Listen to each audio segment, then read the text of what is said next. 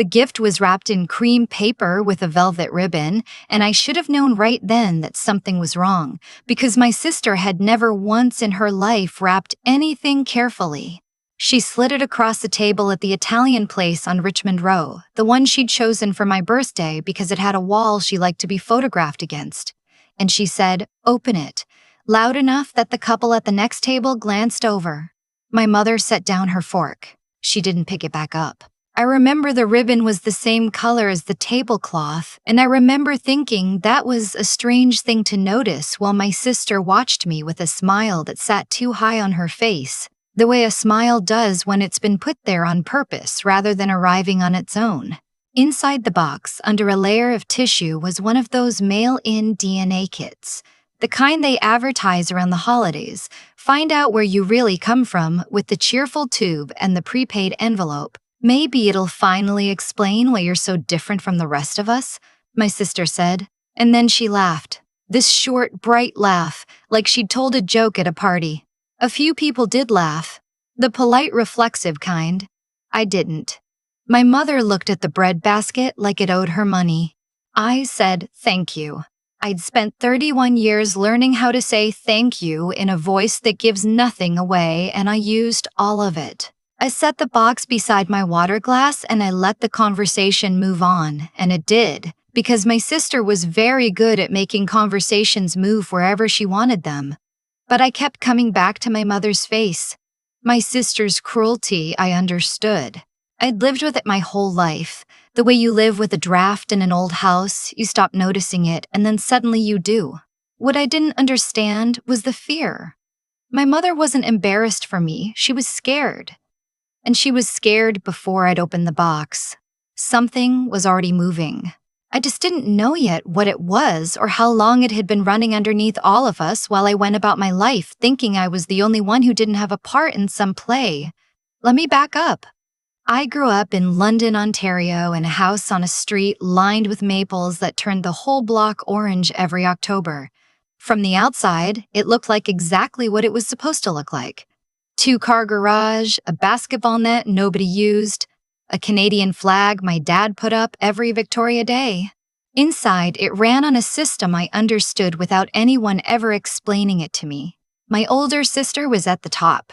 She was funnier than me, louder than me, the kind of person who walked into a room and rearranged it around herself. My mother followed her like a sunflower follows the light, turning all day without ever deciding to.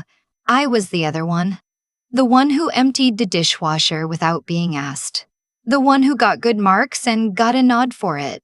I figured out early that being useful was as close as I was going to get to being loved, so I got very useful. I babysat the neighbors' kids and gave half the money to my sister when she ran short. I drove her home from parties at 2 in the morning so my parents wouldn't find out.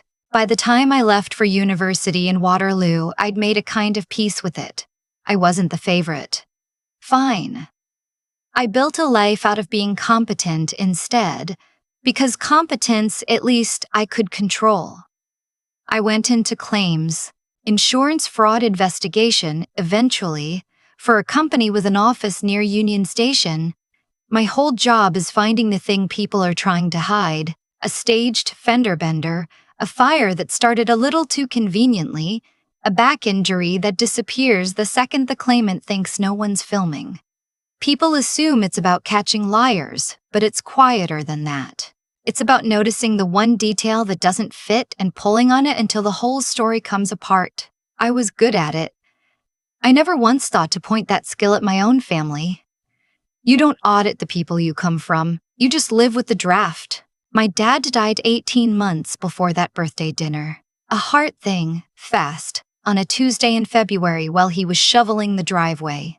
He was a quiet man, careful with his words but generous with his attention, which I've come to think is the rarer thing. He was the type who'd remember something you mentioned offhand 3 weeks earlier and bring it up gently, just so you'd know he'd been listening. When he was alive, the thing between my sister and me had a ceiling. He never let it go past a certain point. He'd catch her being cruel and he'd say her name. Just her name, in this low, even tone, and she'd stop. After he was gone, there was no ceiling anymore. There was just sky, and my sister filling all of it. The birthday dinner had supposedly been my mother's idea, but the staging was my sister's. The restaurant near no one's house but the one she liked. The guest list small, just family and my dad's sister who'd flown in from Calgary. My mother spent the meal not quite looking at me. My sister spent it talking about her kitchen reno, her trip to Tulum, her opinions about everyone who wasn't at the table. She treated conversation like territory. You didn't share it with her. You surrendered it. I'd clocked the gift early. She'd brought it in with her and set it beside her chair where I could see it, but not reach it. And there was something in the way she kept glancing at it. Not the look of someone excited to give a present, the look of someone waiting for a result. I mailed the kit the next morning, not because she dared me to, because her confidence bothered me in a way I couldn't put down. She'd wanted me to take that test. She'd wanted something to happen after I did.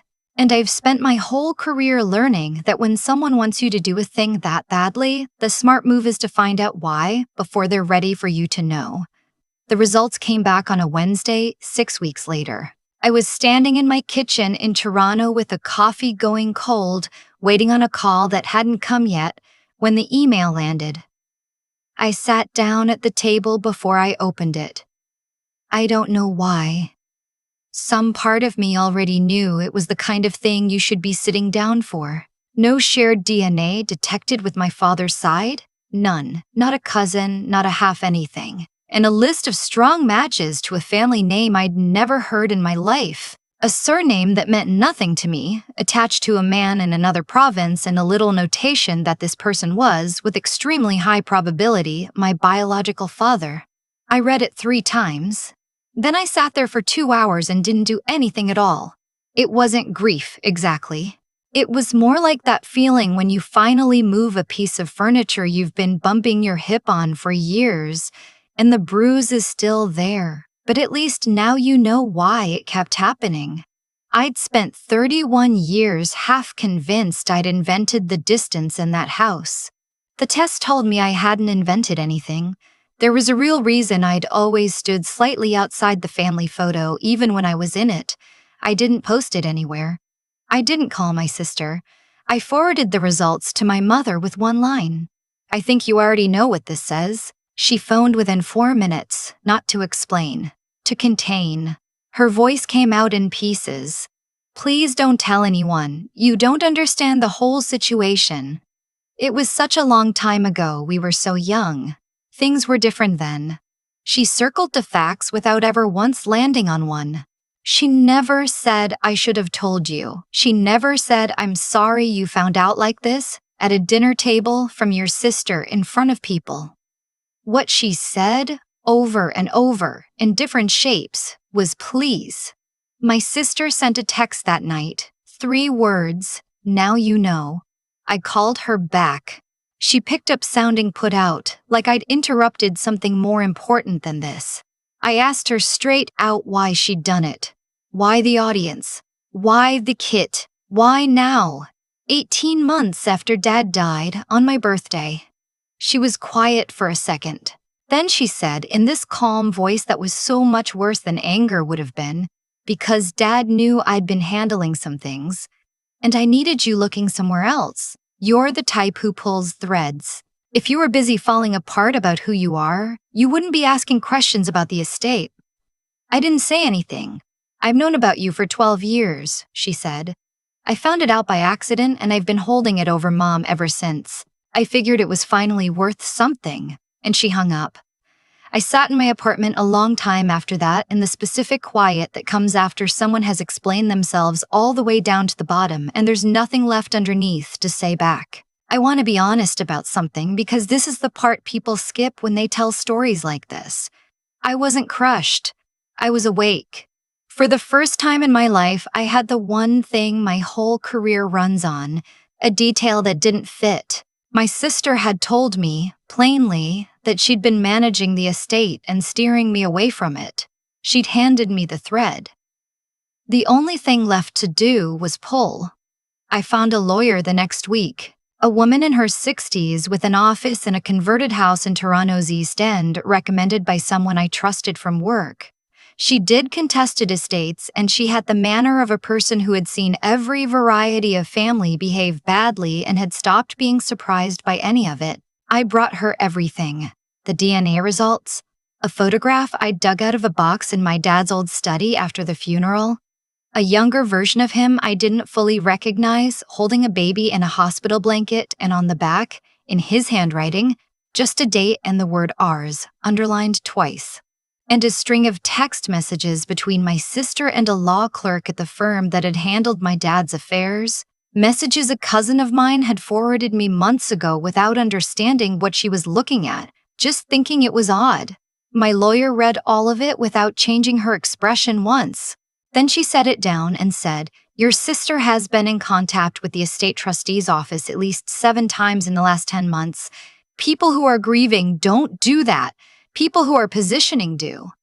The call from the estate lawyer came 4 days later. His name doesn't matter much, except that he was the kind of careful that careful people only get when something is forcing them to be. He told me my father had left specific written instructions about the timing and the conditions of the will reading, and that those conditions had now been satisfied. He recommended, in a tone I noticed, that I bring counsel. I told him I already had. The reading was set for a gray Thursday in late November, the kind of Toronto day where the sky just hangs there the color of wet concrete and won't commit to either rain or snow. The lawyer's office was downtown, all dark wood and high ceilings, and the particular hush of a place built to make you feel that whatever happens inside it can't be undone. My lawyer and I got there early. My mother arrived looking like she hadn't slept in a month, and she sat at the far end of the long table and didn't acknowledge me when I came in. My sister came last, on purpose, the way she always did, heels loud on the floor, a charcoal blazer that probably cost more than my month's rent, and a lawyer of her own, a man with the kind of confidence you can buy.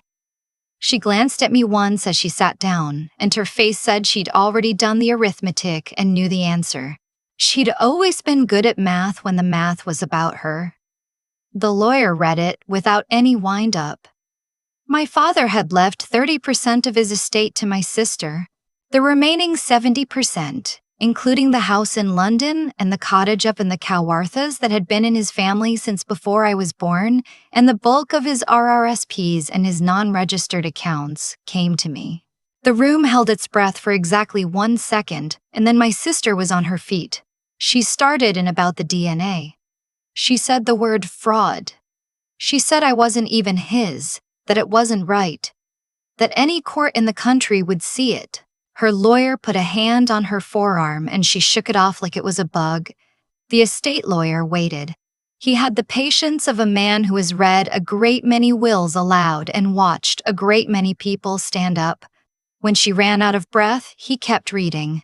My father had known. That was the thing that came next, and it landed in the room like a dropped plate. He had known since I was 2 years old that I wasn't biologically his. He'd written it down, in his own words. In a passage the lawyer read in a flat voice that somehow made it hit harder. He said he had found out and he had thought about it for a long time, and then he had decided that being someone's father was a thing you did, not a thing your blood did for you. He said I was the child who had shown him, over and over, across a whole life, the things he actually cared about. The quiet kind of decency, the showing up, the doing the unglamorous thing because it needed doing. He said he was leaving me what he was leaving me because of who I had turned out to be, and that he wanted that on the record in case anyone ever tried to tell me I hadn't earned my place in his family.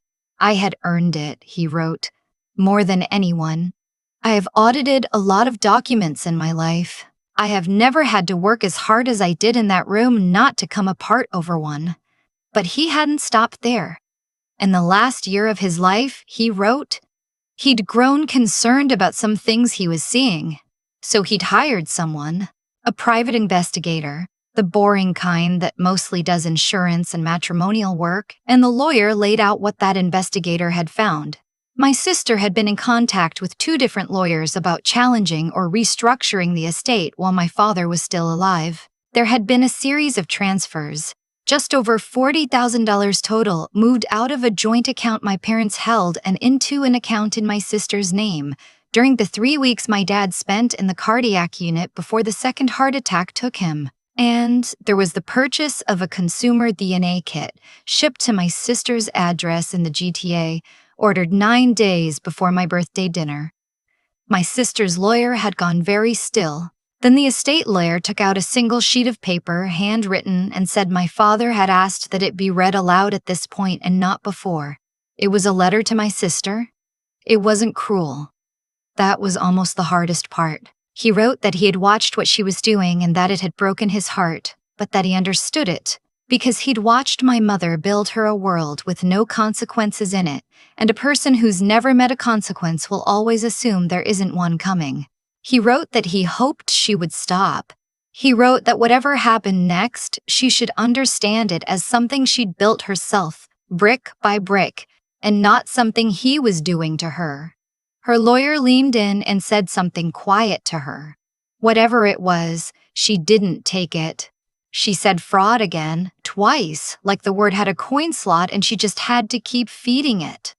My lawyer stood up. She has a way of speaking that's so even it makes everyone else in a room sound like they're shouting. She explained that the will contained what's called a no contest clause, an interim provision, and that under its terms, any beneficiary who challenged the will would have all outstanding transfers from the estate reclassified as a personal debt owed back to it, with interest plus costs. She did the addition out loud, slowly. The $40,000, plus the legal positioning fees the investigator had documented her drawing against an anticipated inheritance, plus the projected costs of the challenge she was, right now, in this room, formally threatening to bring. It came to a little over $230,000. My sister stopped talking. My mother, at the end of the table, hadn't said one word the entire time. When I finally looked down at her, she was looking at her hands, turning her wedding ring around and around her finger, and I understood that she'd known about this clause. She'd known, and she'd let my sister walk into this room anyway, because telling her would have meant admitting all the other things first. My sister's lawyer withdrew from the file the next morning. The challenge got filed anyway by someone she found who'd take a long-shot file, and it was dismissed inside of 3 weeks. The no contest clause held. The $40,000 became a debt. For the first time in her entire life, there was no one standing above my sister to catch the thing before it hit her, no parent to smooth it over, no system arranged, so the consequence landed on someone else. There was just her and a repayment schedule and the particular silence of a phone that doesn't ring with help anymore. My mother came to see me about a month later. She drove all the way to Toronto, which she never did, and she sat at my kitchen table, at the same table where I'd opened that email, and she finally told me the things she'd spent 31 years not saying. The name of the man. The summer it happened.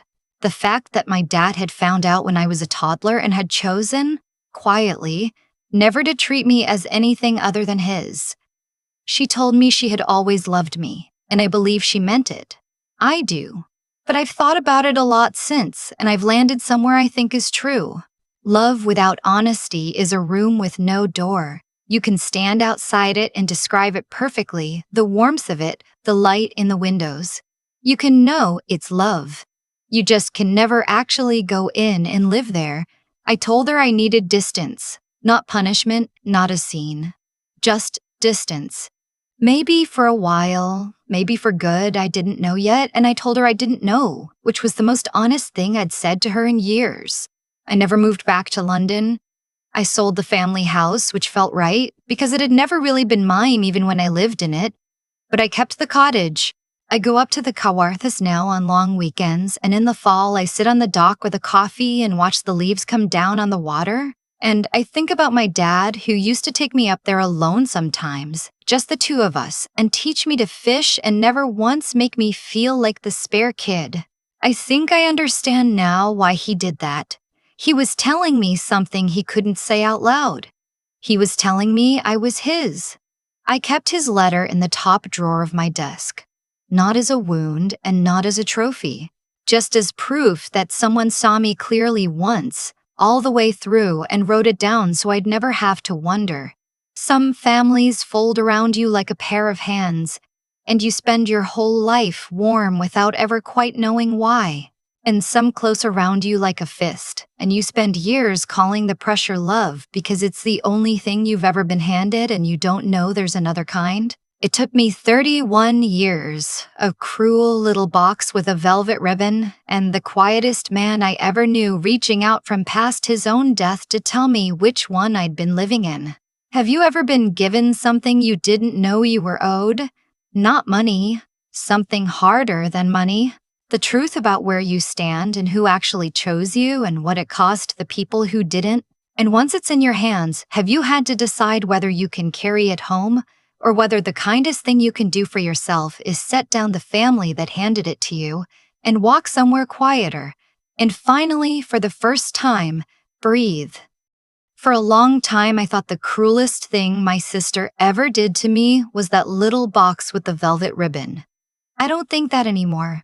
The cruelest thing was teaching me year after year that I should expect less, and almost convincing me she was right. What I've come to understand is that none of this fell out of the sky.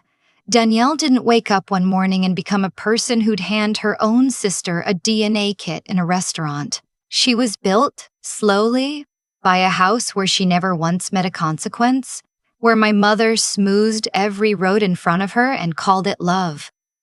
People aren't punished by the universe. They're handed the bill for choices they made one small decision at a time, and Danielle had been running a tab her whole life, assuming someone would always cover it.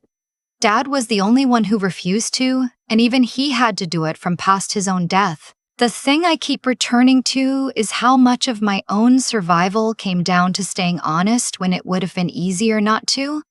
I could have lied to myself for another 30 years about who I was in that family.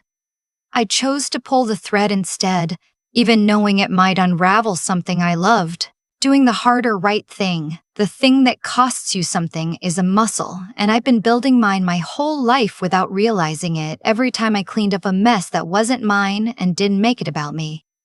But being decent wasn't enough on its own. If I'd only been good and not careful, Danielle would have eaten me alive the way she'd planned to. What saved me was paying attention, reading my mother's fear instead of my sister's insult, forwarding those text messages to a lawyer instead of crying about them, noticing the one detail that didn't fit and refusing to look away from it. That clear-eyed kind of thinking, the willingness to see exactly what's in front of you even when it hurts, is its own form of protection. And then there's the part nobody can do for you. Sitting in that gray office while my sister said the word fraud over and over, not flinching, not folding, just letting the truth do its slow work. Driving up to the cottage alone afterward and learning to breathe in a quiet I'd chosen for myself. It took a stubborn, unglamorous endurance to get through all of it without becoming the bitter thing the whole experience was trying to turn me into. Glenn left me a letter, and in it he told me I'd earned my place. I used to think you earned love by being useful. I know better now. You earn the life that's actually yours by being honest when it's hard, clear when it's frightening, and steady when everything tells you to come apart. That's the whole inheritance, really. Everything else was just paperwork.